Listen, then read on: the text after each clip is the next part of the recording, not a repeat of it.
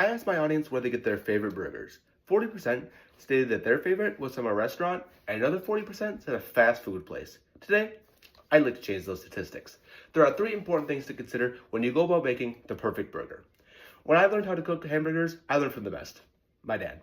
He's been wowing our family for decades with his cooking skills, and over the past few years, I've been impressing them almost as much.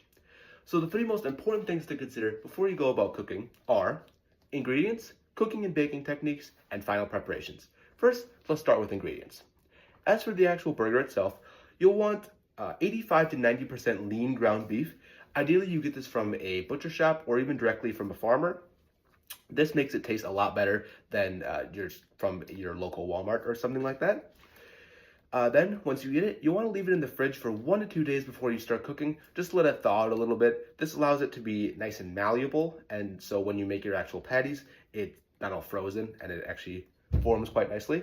And when you do make those patties, make sure that they're about a ½ inch thick. This ensures that the middle will stay nice and pink when you're cooking, and it'll trap all the juices inside. Now, of course, every burger needs cheese, so you can just use a nice block of cheddar like I have here. Slice off a nice thin slice just so that it melts quite nicely on the burger. Then you'll also need some Roma tomatoes like we have here. Ideally big enough so that the just one slice kind of covers most of the burger, or you can use a smaller one and just do a couple slices. You'll also want some romaine lettuce like I have here. When you're preparing this, just kind of break off the bottom part of the stem and leave a roughly circular part from the top kind of leafy area. And then you'll also need some onion. You can use red or white depending on how potent you want the onion flavor to be. I prefer white, but the most important thing is just making sure that it's big enough so that, again, one slice will just kind of cover your entire burger. Then you'll also want some pickles. Dill pickles, ideally hamburger, unlike what I have here, but even if you have these, as long as they're able to be kind of sliced in nice thin slices, that'll work just fine. Then for your condiments, all you really need is mustard and ketchup. Now this seems too simple, but for this recipe, it really works. For your bread, you can just use some homemade bread. Now, I know it's kind of a chore to make homemade bread, but it's so much better than the stuff you can get in the store, bread or buns. And if you have a handy bread maker like I have here, it is pretty easy, or you could just use a conventional oven. Either way, it is so worth it. You can also make homemade buns, but with bread, you can kind of toast both sides, which allows it to be nice and crispy, and it makes sure that the juice doesn't soak too much through the buns. Finally, you'll need a little bit of butter, just as some oil in the pan so that when you're cooking your burgers, you can get a nice sear on both sides. Now that we've gone over ingredients, let's move on to cooking. So the first thing you're going to want to do is make sure that your bread is baked beforehand, because obviously baking bread takes a lot longer than making hamburgers. So once your bread is done, you can start preheating a cast iron pan to medium high.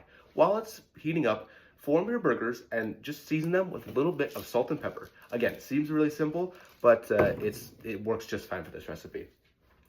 Once the pan starts smoking a little bit, you can add just a teaspoon of butter. Make sure to spread that around really nice so that there's a nice even layer of oil on the bottom, and then throw in your burgers before the butter starts burning.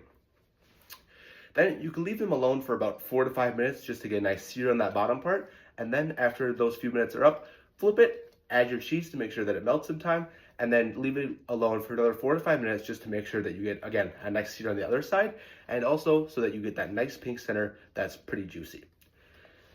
So once your burgers are done, you can take them out, set them on a plate with a piece of paper towel on there. This allows some of the juices to get soaked up so that the bottom bun doesn't get super soggy, and also so that there's lower fat content for your total meal.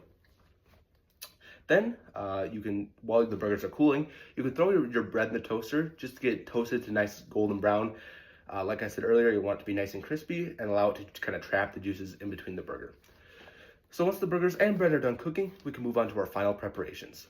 So the first thing you're going to want to do is take your bottom piece of bread, just put some mustard and ketchup on there, and then your piece of romaine lettuce, and 2 or 1 slices of Roma tomatoes, depending on how big they are. Then you can throw on your burger, and on top of that, you can put some pickles on the cheese, just 3 to 4 will do fine, and your slice of onion, and then finally, your top bun. Now you can pair this with some fries and your favorite drink, and enjoy. So now you have the necessary information to make the perfect burger at home. So in conclusion, there are 3 things to consider when making a fantastic burger. When crafting said burger, the 3 most important things to consider are ingredients, cooking and baking techniques, and final preparations. Now that you know how to make a perfect burger, go ahead, try it yourself. Even if you mess up, I promise it'll be better than anything that you can get at McDonald's. And once you perfect it, you'll never want to eat a Big Mac again. Thank you.